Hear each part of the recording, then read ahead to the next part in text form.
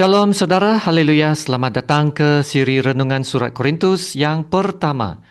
Kiranya kasih karunia dan damai sejahtera dari Allah Bapa kita dan dari Tuhan Yesus Kristus menyertai Anda. Kita lihat 1 Korintus bab 7 ayat 20 hingga ke 24 dengan tajuk ini. Merdeka namun tetap hamba. Mari kita baca dari ayat 20. Baiklah, tiap-tiap orang tinggal dalam keadaan seperti waktu ia dipanggil Allah. Adakah engkau hamba waktu engkau dipanggil? Itu tidak apa-apa. Tetapi jikalau engkau mendapat kesempatan untuk dibebaskan, pergunakanlah kesempatan itu.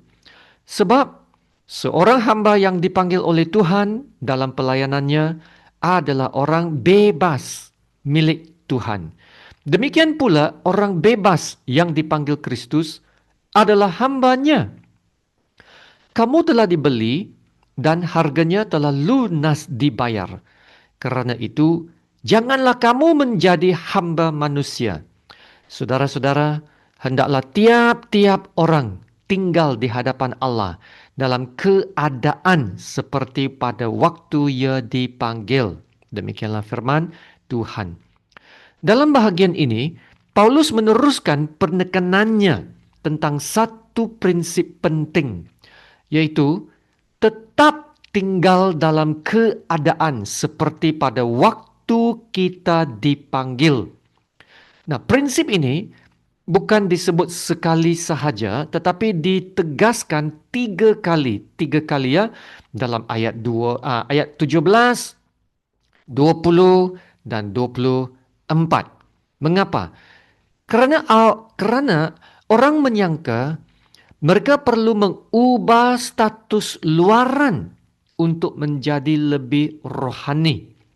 Tetapi Paulus menunjukkan yang Tuhan ubah terlebih dahulu ialah hati, bukan status sosial atau status luaran.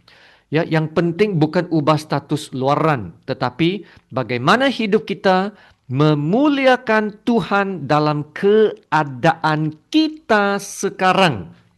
Nah, prinsip inilah yang akan diulas sepanjang bab 7 dari ayat 17 hingga ke 40. Nah, ayat 21 sampai 24 menjelaskan prinsip ini melalui contoh hamba dan orang merdeka. Ayat 25 hingga ke 40 pula menerapkan prinsip yang sama dalam konteks hidup bujang dan perkawinan. Ya, sekarang mari kita lihat contoh hamba dan orang merdeka. Ayat 21 berkata, adakah engkau hamba waktu engkau dipanggil? Itu tidak apa-apa. Tetapi jikalau engkau mendapat kesempatan untuk dibebaskan, pergunakanlah kesempatan itu. Nah, Paulus berkata, sekiranya seorang itu adalah hamba pada waktu dia percaya Tuhan, dia tidak perlu bimbang atau khawatir akan kedudukan atau latar belakangnya sebagai seorang hamba. Itu tidak apa-apa, kata Paulus. Walaupun dia adalah seorang hamba secara lahiriah, yaitu status sosialnya adalah seorang hamba. Namun secara batinnya, dia adalah seorang yang bebas dalam Kristus. Amin. Status sosial kita tidak berubah. Tetapi identiti batinnya kita telah berubah. Sebab Yesus telah memerdekakan kita dari segala perhambaan yang mengikat kita.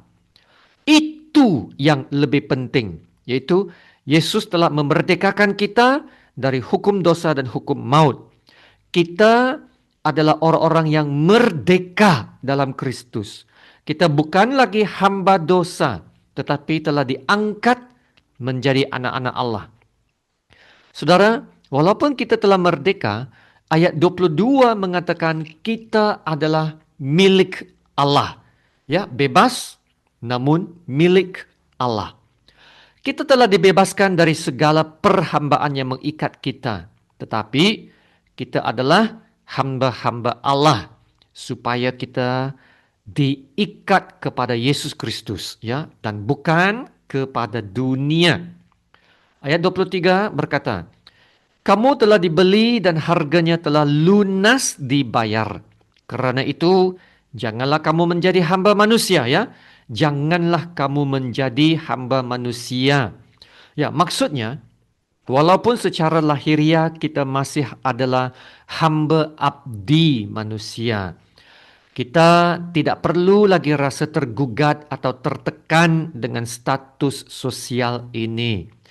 Ya, secara manusiawi kita mungkin milik seorang tuan manusia, tetapi secara rohani kita telah menjadi milik Kristus. Manusia boleh menawan tubuh jasmania kita, tetapi mereka tidak akan dapat menawan jiwa kita.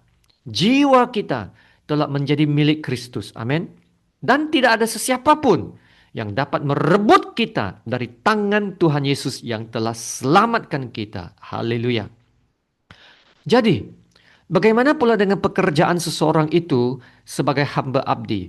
Nah, Paulus berkata dalam ayat 24, saudara-saudara, hendaklah tiap-tiap orang tinggal di hadapan Allah dalam keadaan seperti pada waktu ia dipanggil. Ya, Paulus berkata, teruskan saja dengan status yang sedia ada. Jangan biarkan status sosial menentukan nilai dan identiti rohani kita, ya. Hakikatnya kita sekarang ya adalah hamba Allah. Apa yang kita kerjakan dan kita lakukan sekarang, ya kita lakukan dengan lebih sungguh-sungguh, ya, lebih bersemangat. Sebab sekarang kita bukan melakukan untuk manusia sahaja, tetapi untuk Tuhan. Haleluya. Kita sekarang berada di bawah pengurusan Kristus. Ya, oleh itu kita berikrah, ya, berikrah taat setia kepada Kristus, Tuhan kita yang baru. Haleluya, mengabdikan diri sepenuhnya kepada Tuhan Yesus. Nah, dalam arti lain, petikan ini memberitahu kita, jika kita adalah hamba, yaitu status sosial kita, ya, kita tetap milik Kristus secara rohani. Dan jika kita telah merdeka, kita tetap hamba Kristus yang mengabdikan diri sepenuhnya kepada Tuhan Yesus. Amin. Nah, sebagai penutup, ingatlah kata-kata Paulus dalam ayat 23 ini. Kamu telah dibeli dan harganya telah lunas dibayar. Nah, saudara, ini bukan sekadar kata-kata indah. Inilah yang telah mengubah identiti kita. Oleh itu, marilah kita jadi saksi yang baik untuk Kristus di mana saja kita berada. Asal pekerjaan itu halal, bukannya tak bermoral. Sekarang sebagai hamba Allah, dimanapun kita ditempatkan, sama ada dalam pekerjaan, dalam keluarga, sekolah, dalam apa saja status sosial pun, kita mempunyai tujuan hidup yang lebih tinggi. Kita melayani kehendak Allah. Kita mau hidup kita menghasilkan buah-buah yang akan memuliakan namanya. Haleluya, kasih karunia Tuhan Yesus menyertai Anda. Mari kita berdoa.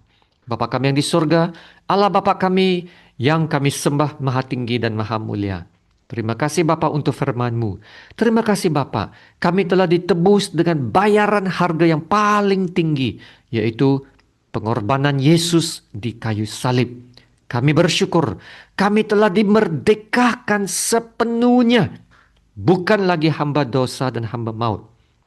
Kami telah menjadi milik Allah.